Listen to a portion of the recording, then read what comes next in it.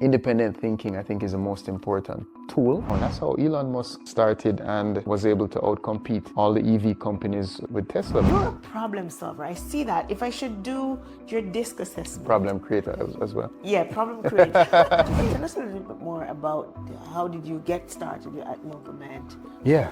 Meet Dr. David Walcott, Rhodes Scholar, medical doctor, and bold entrepreneur. From Oxford labs to Caribbean boardrooms, he's reshaping how business meets health, taking his native roots and launching them onto a global stage. Join us as he shares how independent thinking, grit, and principle transformed a medical doctor into a global innovator. There's one thing I would want you to leave with us. How did we develop independent thinking like you? Get ready to grow your leadership to the next level with real leadership lessons, inspiring stories, and business insights from the world's best thought leaders. This is Leaders Live Podcast with your fearless host, Erica McKenzie. Hello, and welcome to another edition of the Leaders Live Podcast. Today, I have with me a very interesting guest. You're going to want to meet him. He is a Rhodes Scholar from Oxford. Yes. He is a medical doctor who is also an entrepreneur who has been really shifting the way we do business and shifting how we move from local to global. Building businesses is what he does best. Solving problems is really what he does, I would say. We're talking about no other than Dr. David Walcott. David, it is such an honor for me to be sitting down with you for an intentional leadership conversation. Welcome to the show. Thank you, Erica. Yes. Pleasure is mine. So, David, I personally, I'm kind of nervous right now sitting next to you because, you're somebody who I deeply admire for the work We that have you've medication for that. done. So you're a medical doctor, David, and we're talking, you're a medical doctor, but you're not practicing medicine. You used to. But Yes. before we dive into that, just talk to us a little bit about how did you move from growing up, tell us a little bit about your background on growing up and getting into medicine to now you're not doing medicine. You're a fully blown entrepreneur, investor, which is really kicking it. So tell us a little bit about that journey and that transition from medical doctor to full blown entrepreneur, investor. Yeah. I mean, I think a lot of it is belied by independent thinking. If I was to boil it down to what is the fundamental trait that has dictated and shaped my life from birth to now, it really is independent thinking. Because in life you come across data, and sometimes that data is processed a certain way, and it pushes you in a certain direction. But once you start to question it, you then sort of pave your own path, right? And for me, moving from doctor to entrepreneur is that's just where my exploration has taken me. And so, to give you a bit of my background, of course, born in Jamaica, lived mostly in Jamaica, but kind of moving between here and the US. You're able to see both sides of the socioeconomic coin, let's say. And I think that sets the foundation for you to start asking questions as to, okay, well, what are the impediments to development? And then over time, when you acquire technical skills, being a physician, you start to be able to see the world in that light. And so you're more aware of the disparities in not just socioeconomic conditions, but also healthcare. And I think if you're truly moved by that, you try to use the tools you have to be able to tackle it. And so, yes, I did practice medicine for a bit. I was at KPH, and it was a valuable experience. But then, felt like there was something missing. Right. But I couldn't put my finger on what. And I think, generally speaking, if you feel like something is missing and you don't have the information to make a decision, what are you going to be? What are you going to do? I think it's an appropriate answer to say, I don't know, but here's what I'm going to do to find out. At that point, applied for the Rhodes Scholarship, got the scholarship, went to the UK, did a master's. That master's turned into a PhD. And at that point, that was me exploring, well, am I going to go into drug development? Am I going to go into biotech? Right. The answer to that question was no, right? Because at the end of that, I was able to say, okay, well, this is not exactly what I'd like to do. Maybe I should try something else, right? When did you figure that out, though? I mean, you've gone through all of that already. And it was at that point you were asking that question? Well, yeah, because I think it's important to ask yourself questions Yes. and have the patience to be able to explore and find the answers, right? I think too often we feel the impulse to have answers to Right questions now. that require reflection. And so for me, it moved from, okay, what am I going to do? Okay, I'm going to do medicine. That was received wisdom. Both my parents are medical doctors. To, okay, well, I know clinical medicine isn't my calling, but I'm not sure what is. How about trying this PhD? Did the PhD. I then got the data, which is to say, okay, well, if this is not your calling, what else? And it just so happened to be business. Yeah. So would you say, though, that your upbringing influenced you going into medicine? Definitely. Directly and indirectly. I mean, both parents are right? doctors, right? And you know that Was there pressure? there was pressure, but it wasn't overt pressure. It was, I mean, you know, the sort of, I don't know, Jamaican, not specific to Jamaica, but Jamaican narrative. You know, doctor, lawyer, engineer. And so it was a no-brainer for me. I grew up seeing both my parents, practice, and I was familiar with the terminology, maybe too familiar. Right. And so doing medicine and all your friends are doing medicine. So there's almost a sort of Yes. community Yes. peer pressure, let's say, to do medicine. Got you. However, my philosophy was, and maybe this is a bit of a, has a bit of a morbid edge, but we're only on this planet for X number of days. If I apply my time, which is my asset, to anything, Right. I'm going to apply it fully. And so even though I didn't necessarily spend time to determine, okay, well, I'm going to do medicine for sure, if I'm already doing medicine, if I've committed to that decision, then I'm going to do it well. Got you. Yeah. So you committed to that for a time T, Yes. and then you said, okay, well, it was time for me to do something else. So you're now over into entrepreneurship. Yes. That is Yeah. something that is passionate to my heart, to your heart even more. But then, if you notice, the pivot was also towards the focus on health in the health sector. Again, focusing a lot heavily on that.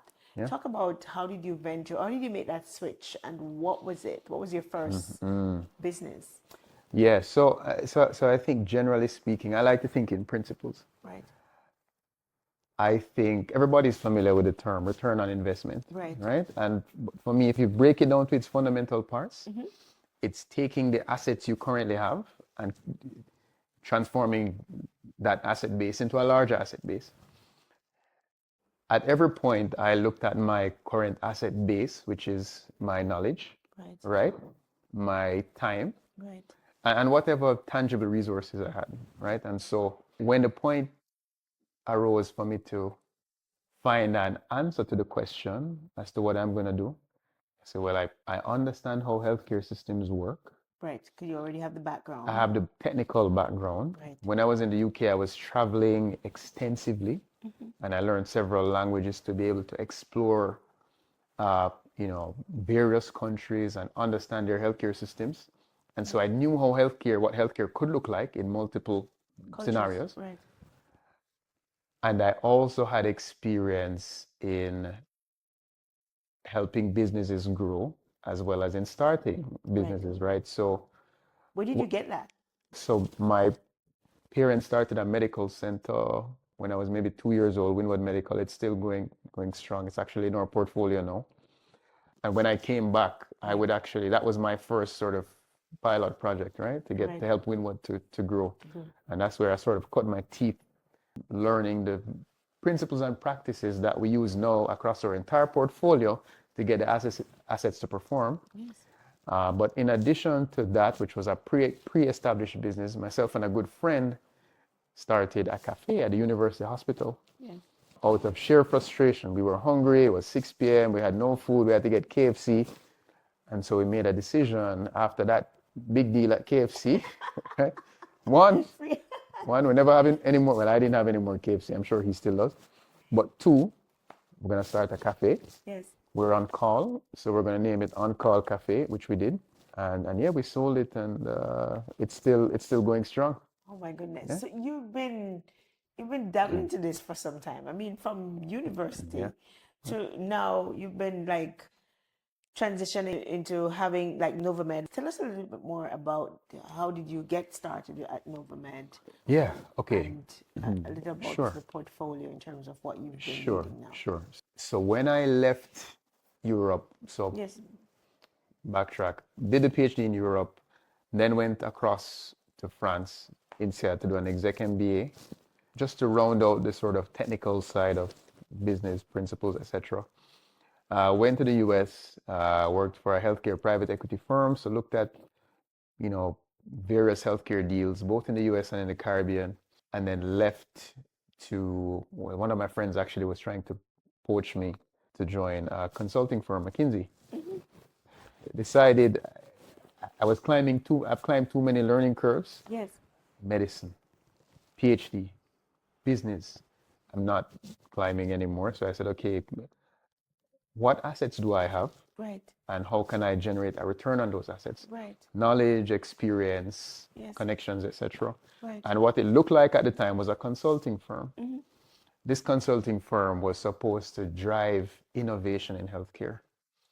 When you mix those two up and you throw it into ChatGPT, you get Novamed, right? So we said, okay, well, I'm going to start a consulting firm called Novamed, Yes. and I'm going to, support large companies with their growth priorities as well as small companies, Got you.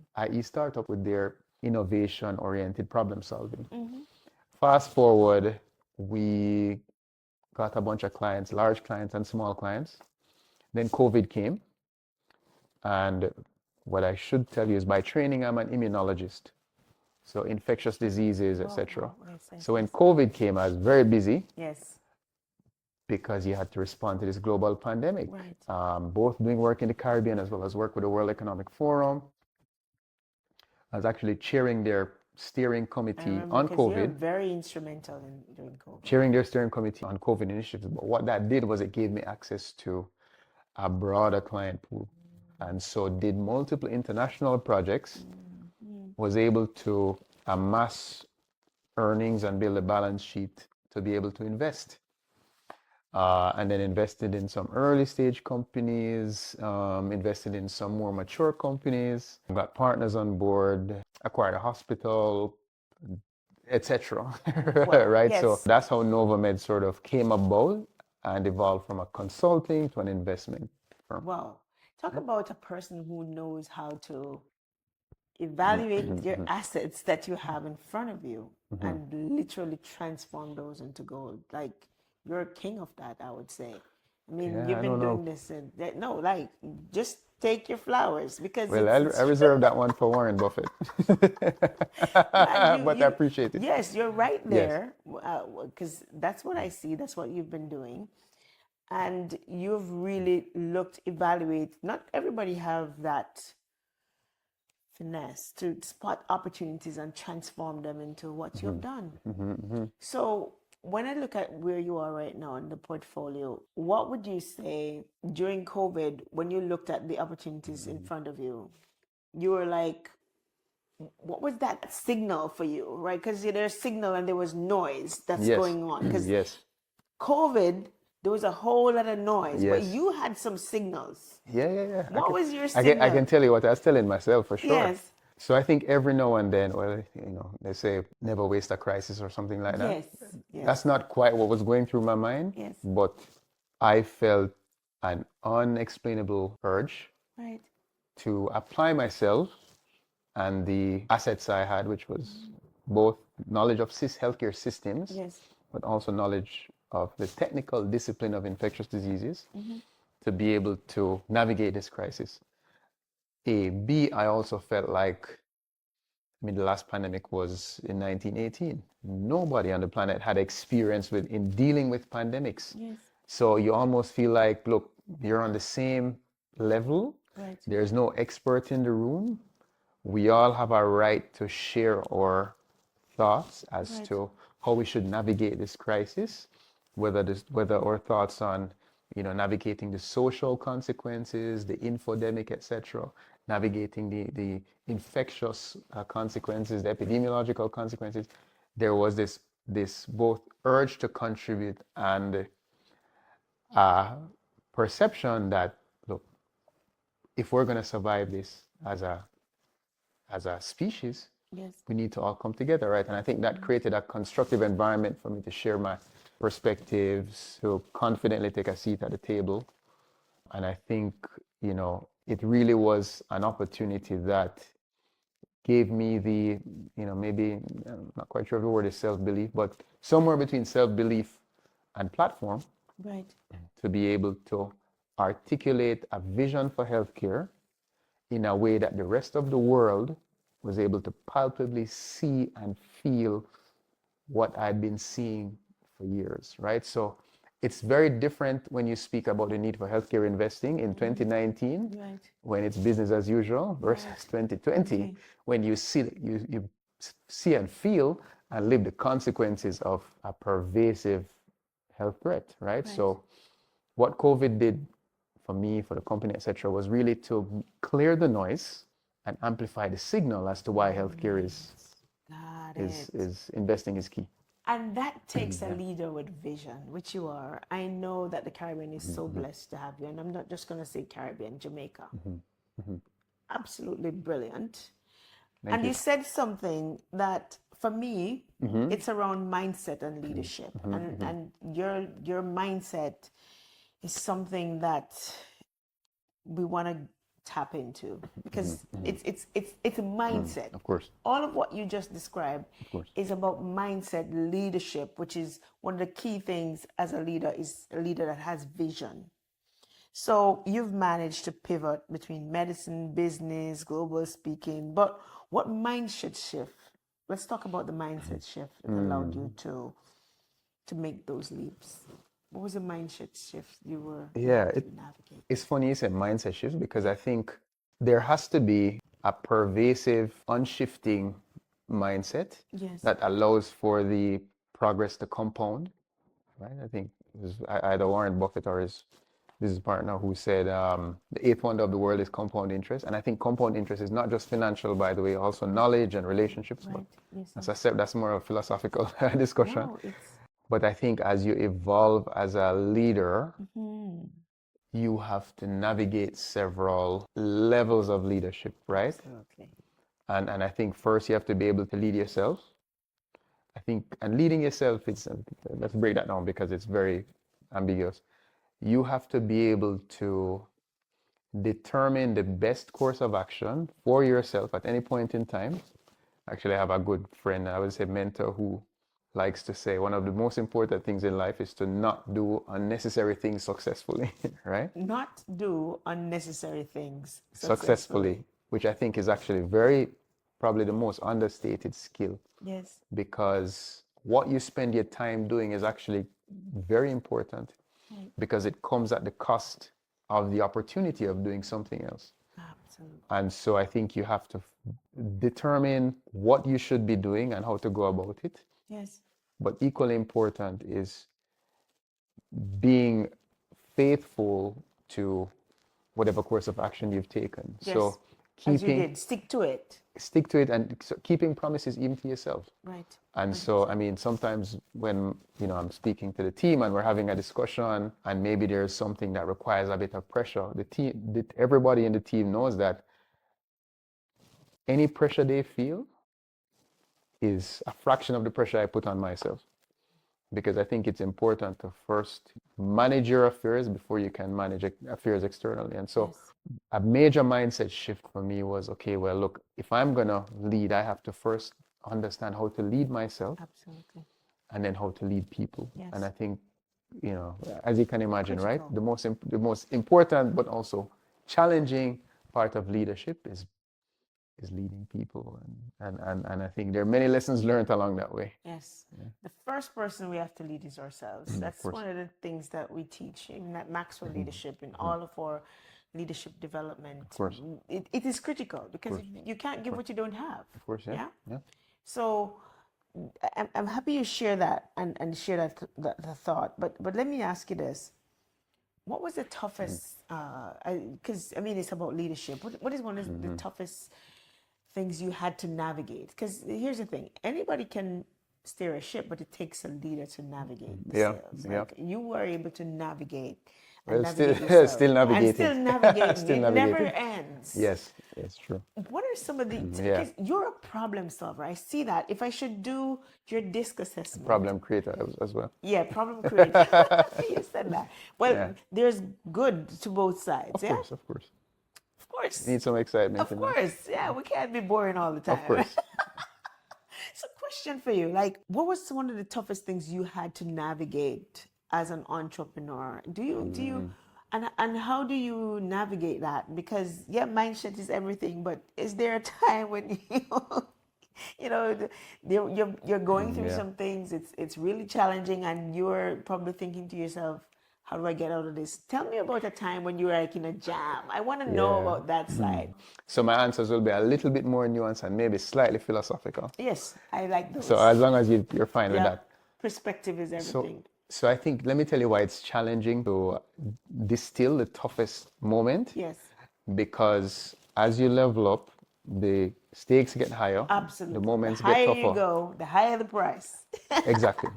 But also Yes, your level of resilience increases. yes, And so what is objectively a Yes. tougher situation on the toughness scale yes, may actually not be as tough a situation on the relative toughness scale, right? Because you've increased your level of resilience and your ability to deal with setbacks. yes.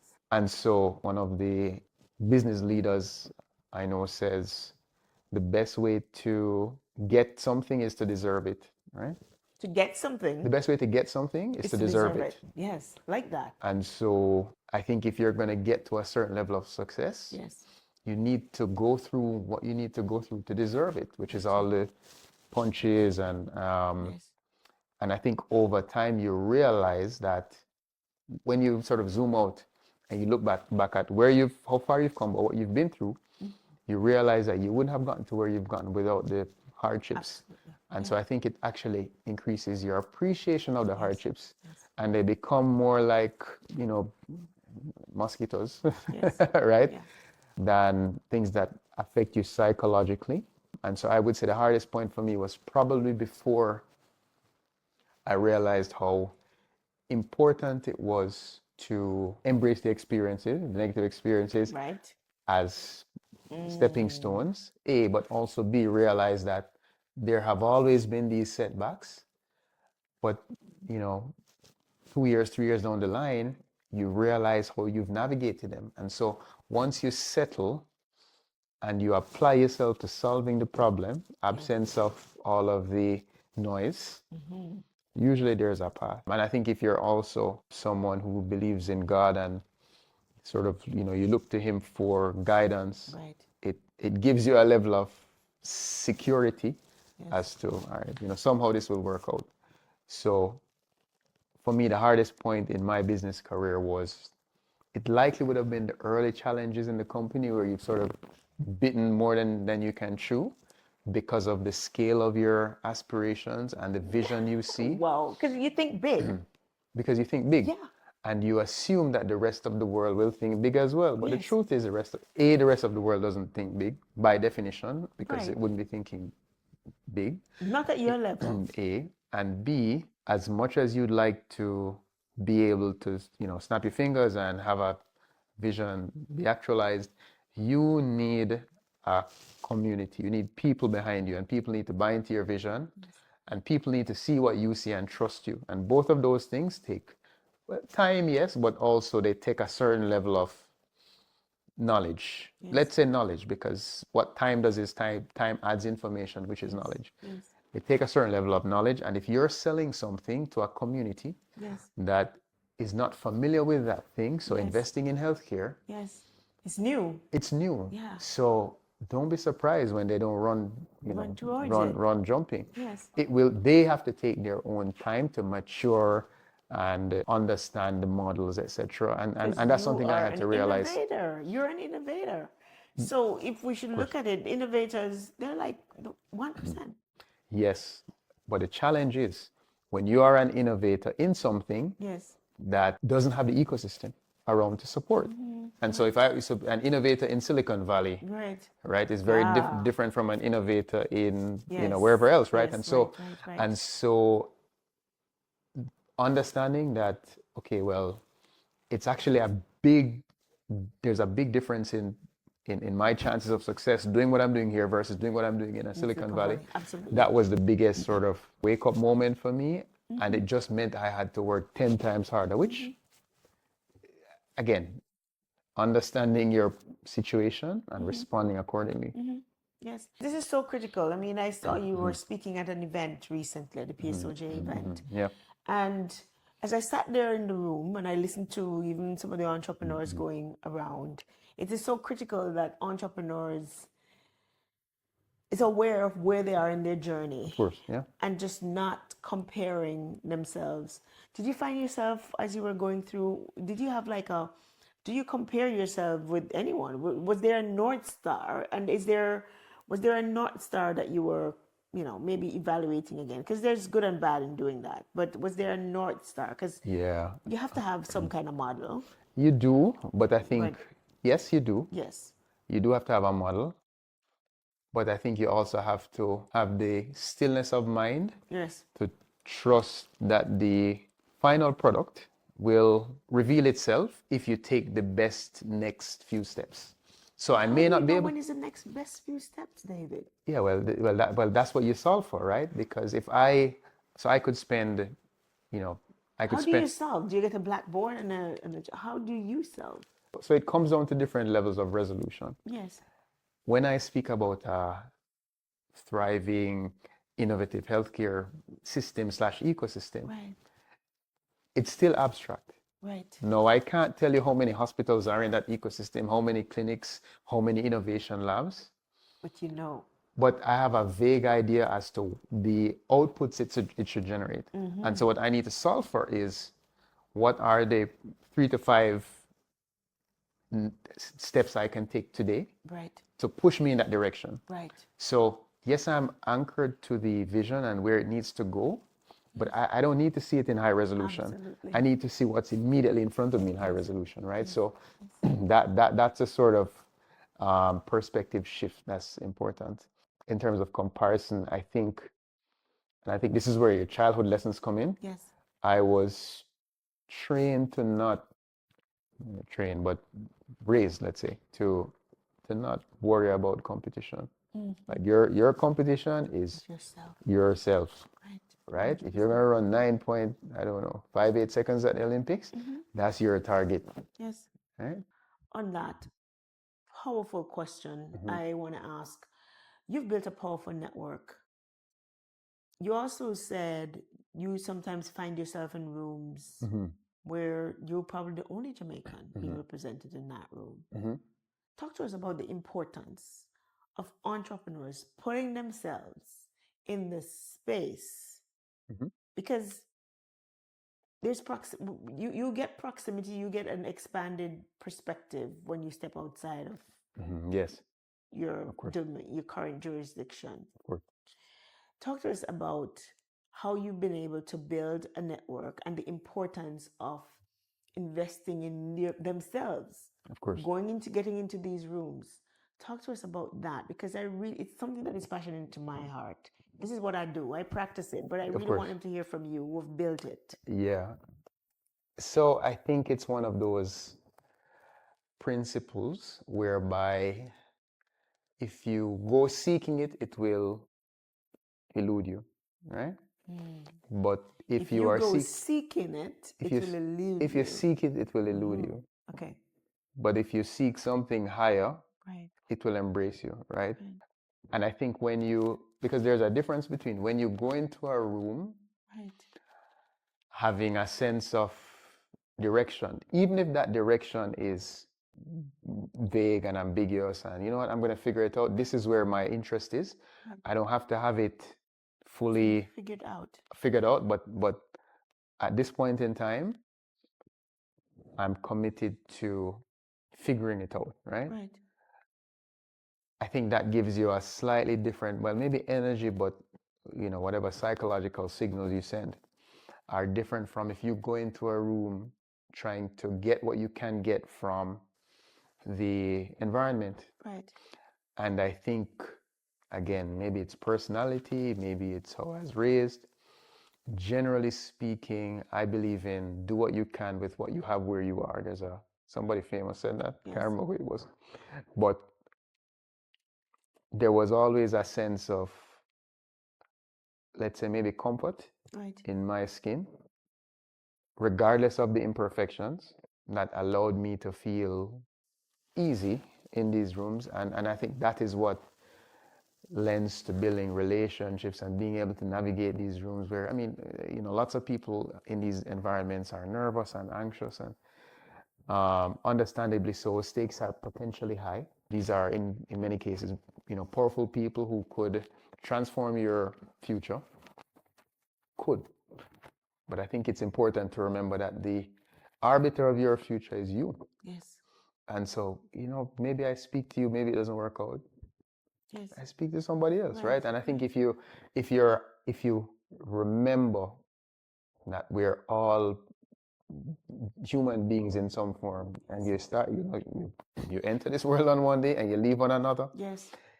it drives a perception of everyone as equals, and it allows you to navigate these spaces in a way that makes those who are around you feel more comfortable, and they invite you back. 100%. I would summarize your 3 top leadership qualities, and these are mine. Confidence, charisma, competence. Those are my 3 C's. Yes? Yeah. What would you say are your top 3 leadership qualities? Those are mine. Okay. I'm not going to even try to give you 3 of anything, but I would say independent thinking, Yes. initiative, and integrity. Gotcha. But in the most simple tenet, which is do as you say as you do. Got you. So if I say I'm going to do X, do it. That's it. Because over time that compounds into trust. Yes, 100%. So I gave you back your 3. Thank you very very eyes. much. I would talk to you all day. And I am so grateful for the opportunity to sit with you, to look at your journey as an entrepreneur, looking at how you've been able to lead yourself. You've given us so much insight, so much things to really dig deep into. If there's one thing I would want you to leave with us, how do we develop independent thinking like you?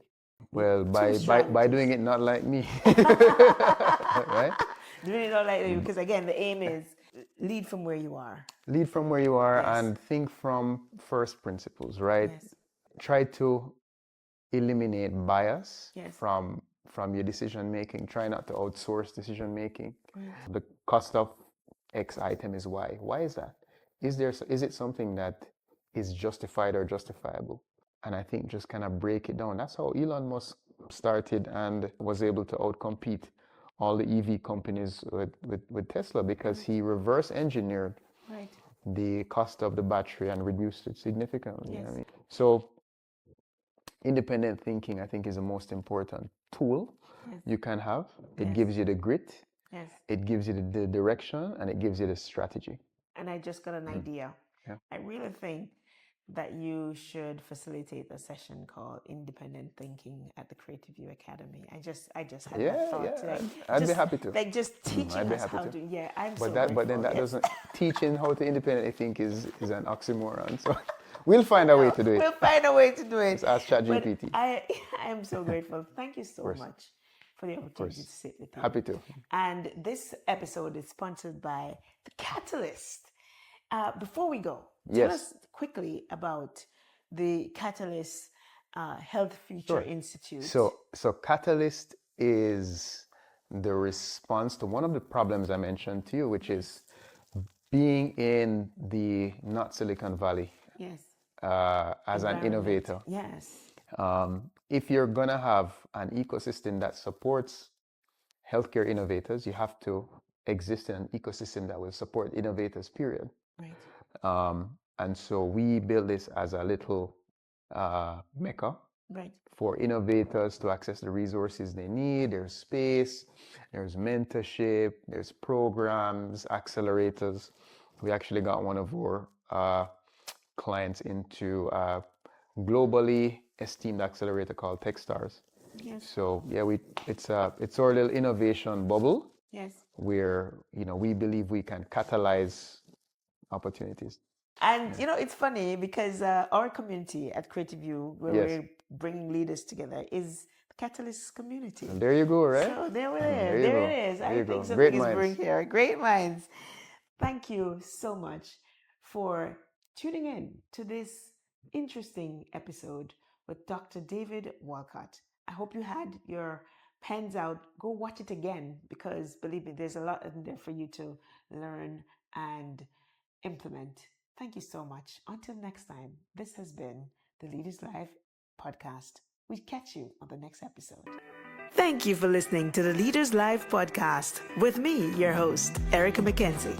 And remember, live to lead fearlessly.